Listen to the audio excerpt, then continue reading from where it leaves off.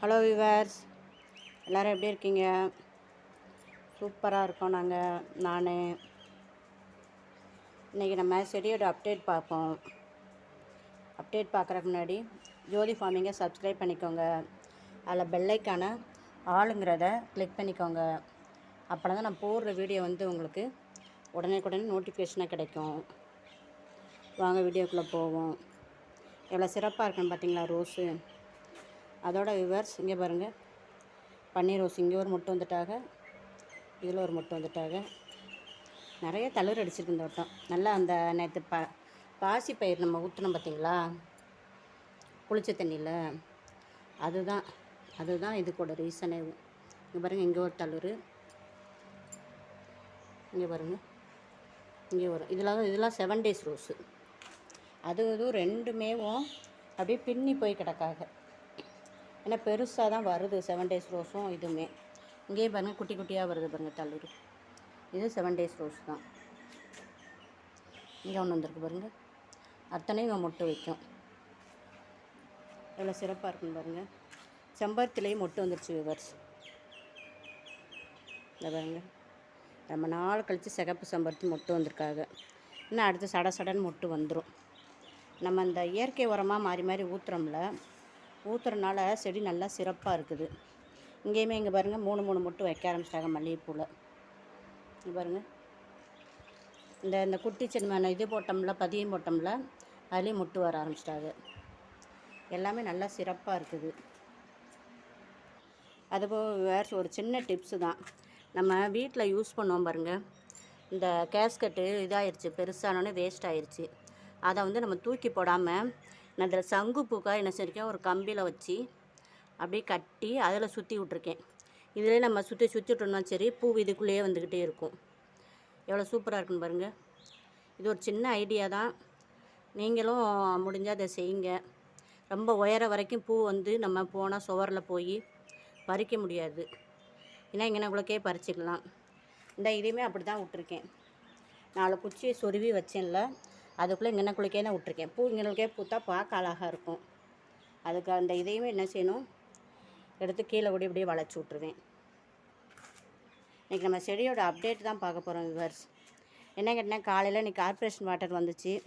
அதனால் காலையிலே இன்றைக்கி எல்லாத்துக்குமே தண்ணி விட்டாச்சு. ஏன்னா நேற்று தான் நம்ம உரம் கொடுத்துருக்கோம் பார்த்தீங்களா, அதனால் தினம்லாம் உரம் கொடுக்கக்கூடாது. ஒரு நாள் விட்டு ஒரு நாள். அதனால் இன்றைக்கி உரம் கொடுக்கல, செடிகளுக்கெலாம் தண்ணி விட்டாச்சு. செடியோட அப்டேட் தான் பார்க்க போகிறோம். எல்லாம் அப்படியேவும் கொஞ்சம் கீரை எடுத்துக்கிடுவோன்னு பார்க்கேன், அரைக்கீரை. இப்போ எடுத்து நமக்கு 2 வாரம் ஆகுதுல, திருப்பி எடுத்துக்கிடுவோம். எடுத்துகிட்டு இங்கே பாருங்கள், புடலங்காய் பிஞ்சு விட ஆரம்பிச்சிட்டாங்க. பழையபடி தெரிதான்னு பாருங்கள், இந்த குட்டியாக வந்திருக்கு பாருங்கள். இந்த கொடியிலையும் பாவக்காலாம் கிடக்குது. வாங்க கொஞ்சம் கீரையை நம்ம ஹார்வெஸ்ட் பண்ணிக்கிடுவோம். இங்கே பாருங்கள், மெக்சிகன் ஸ்பினிச்சும் ஒரு 4-5 இலை விட்டுருக்குது. அதனால் அதையும் நம்ம எடுத்துக்கிடுவோம். இது கால் முட்டி வலிக்கு நல்லா கேட்குது. அதனால் இதில் ஒரு 4 இலை, அதுபோக கொஞ்சம் அரைக்கீரை, அப்புறமா கொஞ்சம் பொன்னாங்கண்ணி கீரை. எனக்கு எல்லா கீரையுமே கலந்து ஒரு கூட்டு தான் வைக்க போகிறேன். இந்த பாருங்கள், 4 இலை எடுத்தாச்சு. அடுத்து இதில் இருக்கிறத அரைக்கீரையும் இதில் 1-2 போட்டிருக்கோம்ல, அதுவும் நல்லா பெருசாக வளர்ந்துட்டாங்க. அதை எடுத்துருவோம். இந்த பாருங்கள், இது மேலே சிறப்பாக இருக்குது பாருங்கள். பொன்னாங்கண்ணியுமே நல்லா இது பெருசாக வளர்ந்துட்டாங்க. இதையும் கொஞ்சம் எடுத்துக்கிடுவோம்.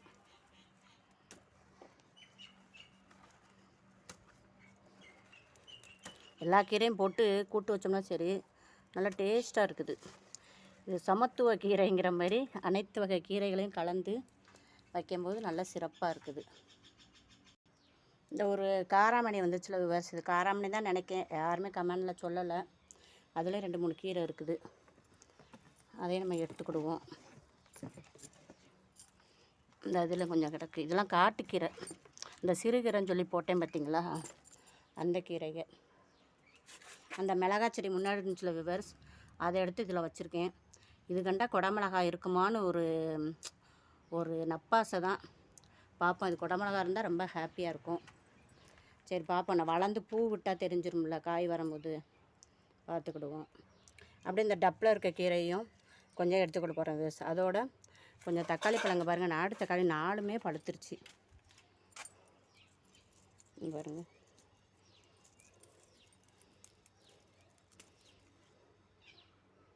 பழுத்தோனையுமே அந்த இதெல்லாம் வாடிட்டாங்க உடனேவும். அதை என்ன செஞ்சு விட்டோம், நம்ம கட் பண்ணி விட்டோம். ஏன்னா புதுசாக அடுத்தாப்பில் பூ வச்சிருச்சு பார்த்தீங்களா, அதனால் அதை எடுத்துகிட்டு சரி. அந்த புது பூவில் அடுத்தாப்பில் காய் வச்சுருவாங்க பாருங்கள். 4 பழம், 2 வெண்டைக்காயும் நல்லா ஜோடியாக இருக்குது நம்மள, அதையும் எடுத்துக்கிடுவோம். இந்த பாருங்கள் 2 ஜோடியாக இருக்குது பாருங்கள். இதுவும் நல்லா பெருசாகிட்டாக. அவ்வளோ இன்றைக்கி என்ன செய்வோம், நம்ம எடுத்துருவோம். இப்போ பிக்க வர மாட்டேன், கட் பண்ணி தான் எடுக்கணும் உங்களுக்கு. இங்கே பாருங்கள் இவர் 4 தக்காளி எடுத்தாச்சு, 2 வெண்டைக்காய் எடுத்தாச்சு. இன்றைக்கி பொரிக்கிறதுக்கு கொஞ்சம் கீரை எடுத்தாச்சு, 3 வகை கீரை எடுத்தாச்சு. எவ்வளோ சூப்பராக இருக்குன்னு பாருங்கள். வீடியோ பிடிச்சா லைக் பண்ணுங்கள், சப்ஸ்கிரைப் பண்ணுங்கள் ஜோதி ஃபார்மிங்க. அதோட நம்ம வளர்ப்புகளுக்காக ஒரு சேனல் ஆரம்பிச்சிருக்கோம், ஜெர்சி மாரன் வேர்ல்டுன்னு. அந்த சேனலை என்ன செய்யுங்க, சப்ஸ்கிரைப் பண்ணுங்கள், கமெண்ட் பண்ணுங்கள். இந்த பாவக்காயும் இன்னும் 2 நாள் கழித்து ஹார்வெஸ்ட் பண்ணுங்க. இவ்வளோ தண்டி வந்துருச்சு பாருங்கள். இது மாதிரி ஒரு 6 பாவக்காய் கிடக்குது. 6 நாளுக்கு நமக்கு ஒரு நாளைக்கு குழம்பு வைக்கிறதுக்கு சரியாக போயிடும். தேங்க்யூ.